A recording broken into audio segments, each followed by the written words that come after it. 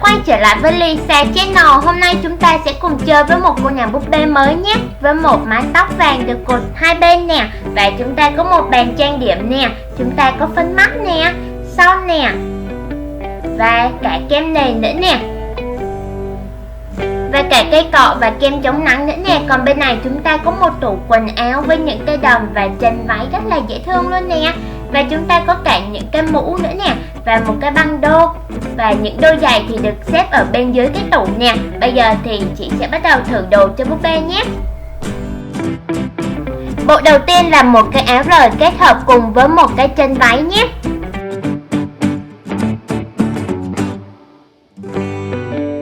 Tiếp theo là lựa một đôi giày cho thật phù hợp với bộ đồ nè.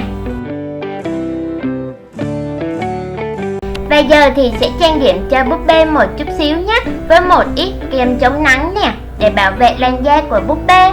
Và sau đó thì chị sẽ sử dụng cọ để phủ phấn lên nè, và dùng cọ để trang điểm mắt nha, và cả má hồng nữa nè.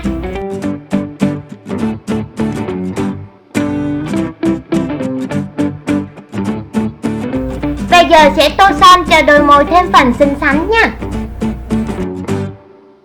Và thêm một cái đầu cài có nơ thật là xinh cho búp bê nè. Các em thấy bộ đồ này trông như thế nào nha? Rất là xinh xắn đúng không nè? Và bây giờ chị sẽ thử bộ tiếp theo cho búp bê nhé.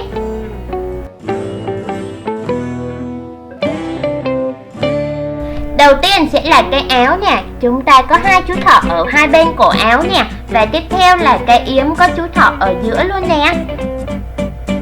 Rất là dễ thương đúng không nè? Và lần này thì chị sẽ dặn lại cho búp bê một ít nền trang điểm nhé. Chúng ta sẽ trang điểm lại một chút xíu thôi nha.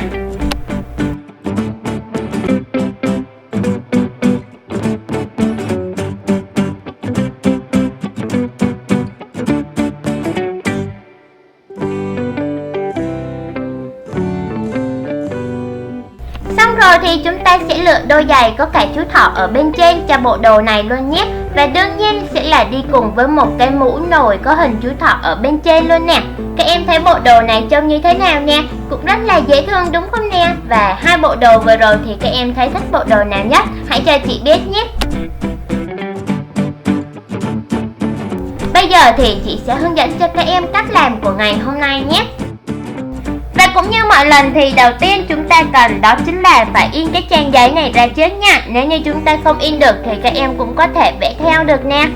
Và sau đó thì chúng ta sẽ sử dụng băng keo trong để dán mặt trước và mặt sau, và dùng kéo để cắt tất cả các chi tiết này ra nhé. Sau khi cắt xong rồi thì chúng ta sẽ bắt đầu ghép ba trang này lại với nhau nhé. Các em có thể sắp xếp theo tùy theo ý thích của mình nè. Có thể sắp xếp giường ở giữa, hoặc là tủ quần áo ở giữa, hoặc là bàn trang điểm ở giữa đều được hết, tùy theo sở thích của mỗi người nha.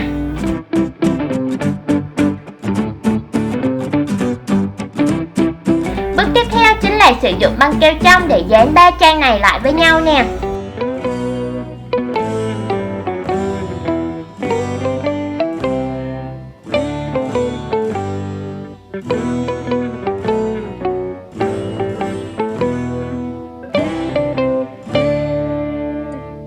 Và bước tiếp theo chúng ta sẽ dán chăn và gối lên trên giường ngủ nha. Lần này thì chị cũng sử dụng băng keo trong và dán ở một bên của cái chăn thôi nè.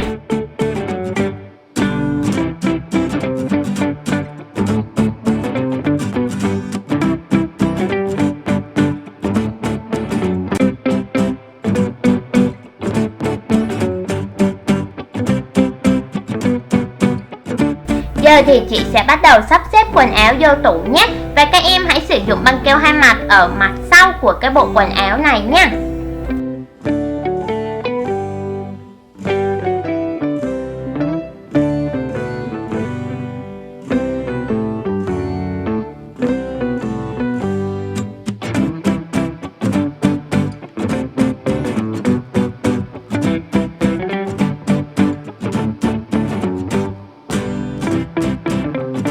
Mũ và băng đô thì các em hãy sắp xếp sao cho nhìn gọn gàng là được nè. Và cuối cùng thì chị sẽ sắp xếp giày ở bên dưới cái tủ nhé.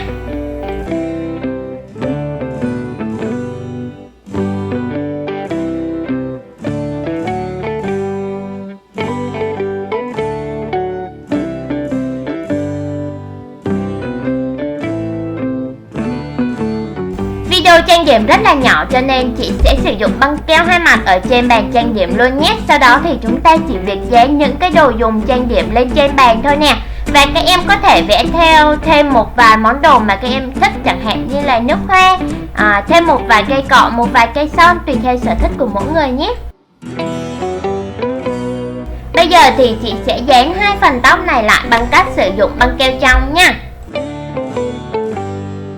Bạn nào hay xem video của chị thì đều đã biết cách làm rồi đúng không nè? Rất là dễ thôi nè.